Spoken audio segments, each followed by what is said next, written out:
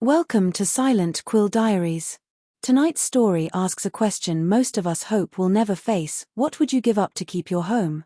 When survival collides with love, pride, and shame, the choices are never clean. I never thought my life would narrow down to one impossible decision. Yet there I was, staring at the second eviction notice, its edges curled like it was mocking me from the nightstand. Final warning. That's all it said at the top in bold red letters. I hadn't shown it to Michael. I couldn't. My husband lay beside me, his chest rising and falling in the slow rhythm of sleep. His face still carried the quiet dignity of a man who once believed in himself, who once believed in us. 6 years of marriage had given us storms, job losses, miscarried plans, cars that broke down in the middle of nowhere. But this wasn't a storm.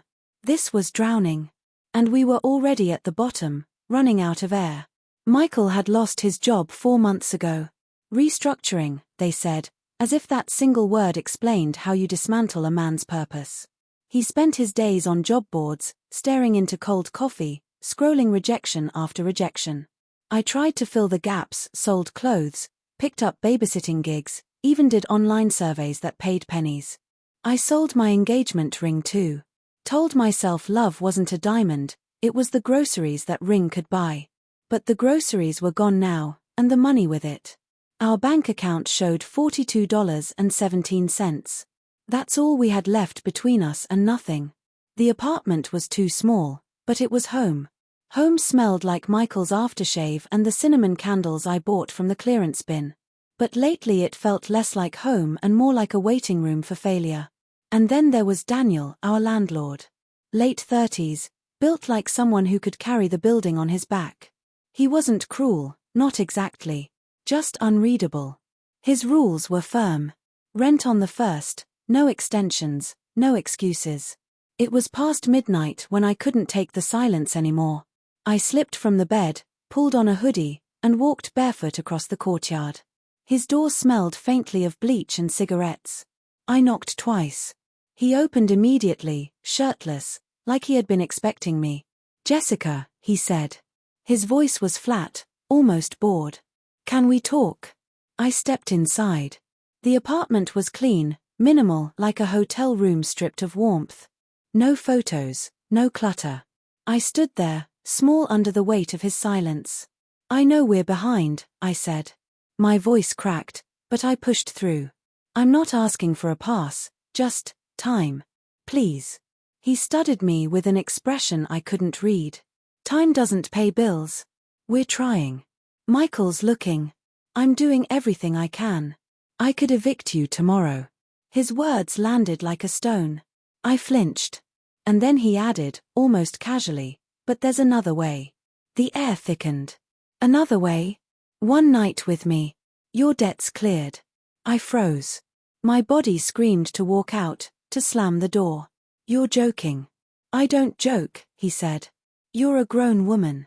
You decide." I wanted to scream, to tell him what kind of monster he was.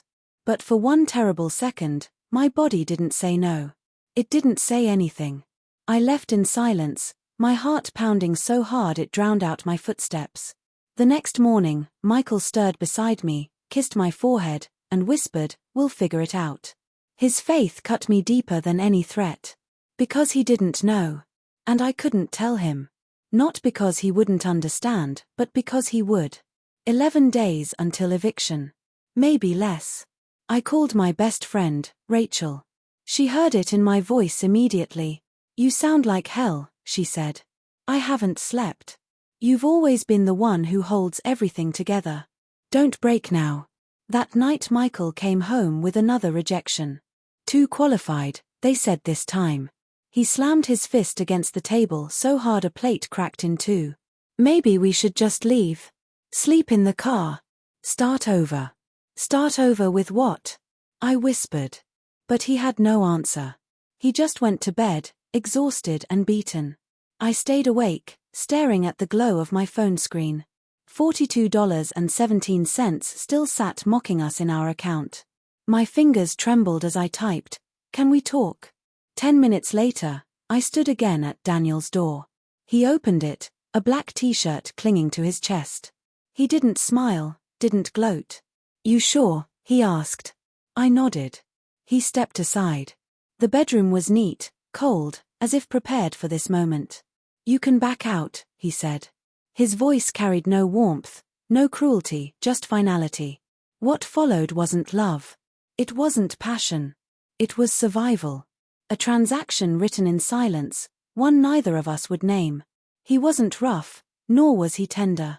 He was simply detached, as though he'd done this before. When it ended, I dressed quickly.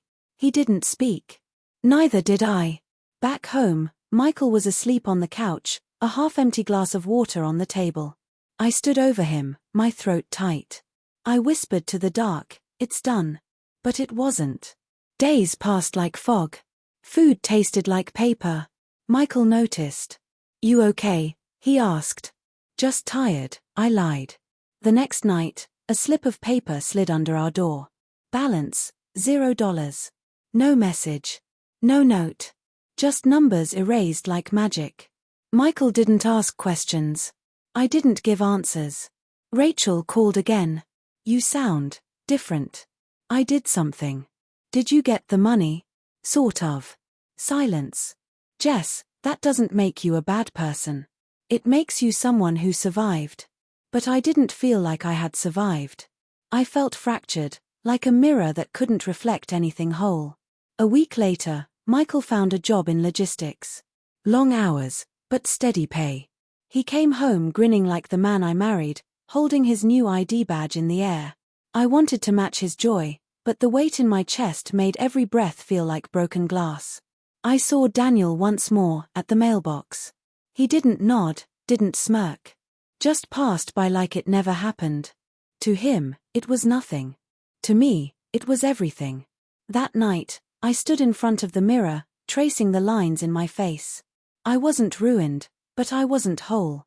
And I couldn't shake the question that echoed louder than shame, louder than survival. When did surviving start to feel like losing myself?